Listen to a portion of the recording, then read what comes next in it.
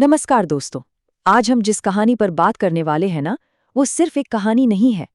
ये इंसानी फितरत और भरोसे का एक बहुत ही गहरा नाटक है।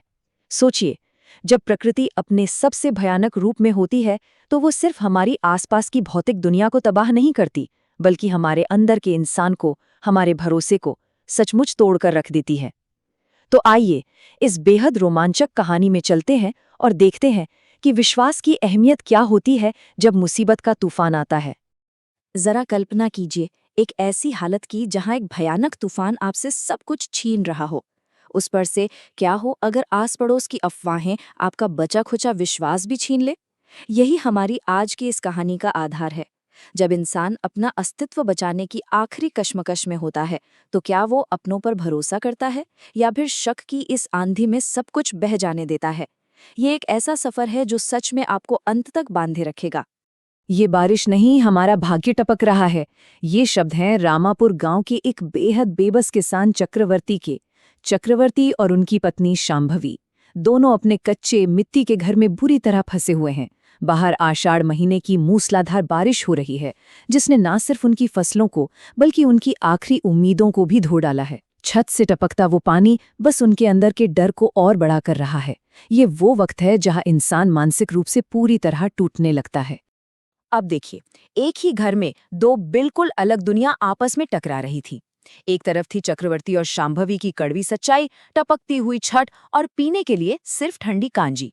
और दूसरी तरफ थे बारिश में फंसकर अचानक वहां पहुंचे शहर के रिश्तेदार सुब्बा रायडू और उनकी पत्नी पार्वती। अब शहर से आए हैं तो उन्हें उम्मीद थी मजबूत दीवारों और गुड़ वाले गर्म दूध की। ये जो जमीन आसमान का अंतर था ना, इसने तुरंत घर के अंदर एक अजीब सा और असहज करने वाला तनाव पैदा कर दिया। लेकिन पता है, असली तूफान आसमान से नहीं आया, वो आया पड़ोस से।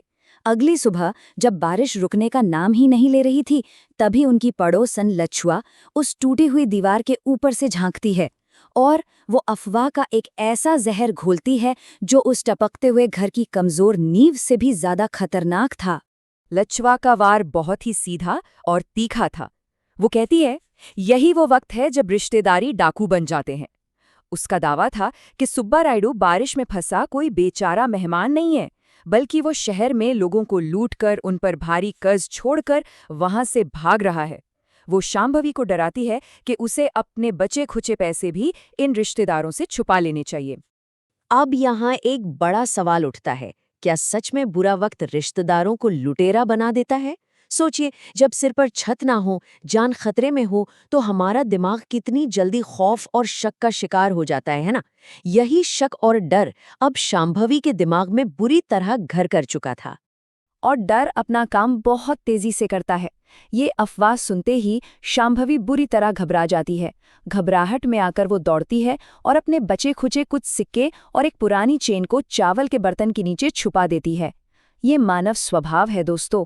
जब डर हावी होता है ना, तो इंसान अपनों के खिलाफ ही दीवारें खड़ी कर लेता है, बिना ये सोचे समझे कि आखिर सच क्या है। अब ये तनाव अपनी चरम सीमा पर पहुंच जाता है उनके कोठार यानी अन्न भंडार में। शांभवी और चक्रवर्ती देखते हैं कि सुब्बा रायडू उनके पुराने अन्न भंडार की पश्चिमी दीवार को बहुत ही संदिग्ध तरीके से टटोल रहा है, और बस उनका वो शक अब पक्के यकीन में बदल जाता है।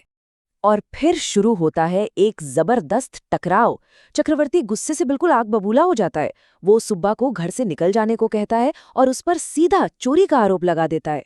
पार्वती इस घोर अपमान को बर्दाश्त नहीं कर पाती और रो पड़ती है। सुब्बा मानता है कि हाँ, उस पर शहर में कर्ज है और उसका व्यापार डूब गया है, लेकिन वो चोरी के आरोप को पूरी तरह नकार देता है। इस तीखी बहस में ना, सालों से दबे हुए सारे गले शिकवे बाहर आ जाते हैं और उनका आपसी विश्वास पूरी तरह टूट कर बिखर जाता है। लेकिन तभी कहानी में एक जबरदस्त मोड़ आता है। सुब्बा रायडू अपना असली मकसद बताता है, एक मरते हुए पिता का राज। सुब्बा कहता है कि उसके पिताजी ने मरने से पहले उसे बताया था कि अगर कभी परिवार पर कोई ऐसी भारी मुसीबत आए तो उनके इस पुराने गांव वाले घर में एक राज छिपा है जो उनकी मदद करेगा। और वो राज कहाँ छिपा था? उसी पश्चिमी दीवार में। सुब्बा की ये बात सुनकर चारों के चारों तुरंत उस टपकते हुए अन्न भंडार की तरफ भागते हैं। चक्रवर्ती के हाथ में कुदाल है। अब सब कुछ दांव पर लगा था। या तो सुब्बा सच्चा साबित होगा या फिर हमेशा के लिए एक झूठा इंसान। सुब्बा रायडू उस पुराने आले के नीचे वाली ईंटें गिनना शुरू करता है। ईंट नंबर 1, बिल्कुल सन्नाटा, सबकी सांसें अटकी हुई हैं। ईंट नंबर 2, रोमांच अब बिल्कुल आसमान पर था। सोचिए, अगर उस दीवार के पीछे कुछ नहीं मिला तो सुब्बा एक धोखेबाज साबित हो जाएगा और इस मूसलाधार बारिश में उसे बेइज्जत करके घर से निकाल दिया जाएगा। और फिर आती है ईंट नंबर 3। चक्रवर्ती कुदाल चलाता है, गीली मिट्टी होने की वजह से वो तीसरी ईंट आसानी से बाहर आ जाती है और उसके पीछे उस खाली जगह में रखा था एक पुराना तांबे का लोटा। जरा इस विडंबना को देखिए। एक तरफ था शांभवी का डर, जिसमें उसने कुछ मामूली सिक्के चावल के बर्तन के नीचे छुपाए थे, और दूसरी तरफ थी सुब्बा की सच्चाई। उस तांबे के लोटे में उनके पूर्वजों के सोने के सिक्के और मोतियों का हार भरा हुआ था। ये देखकर समझ आता है कि कैसे उनके अंधे शक ने उन्हें अपनी ही असली विरासत को देखने से रोक दिया था। आखिरकार उस तूफान ने बाहर की मिट्टी के साथ साथ दिलों के सारे संदेह भी धो डाले।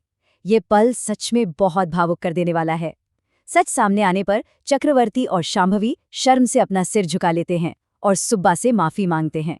उन्हें समझ आ जाता है कि मुसीबत के वक्त घर आए रिश्तेदार किसी सहारे से कम नहीं होते।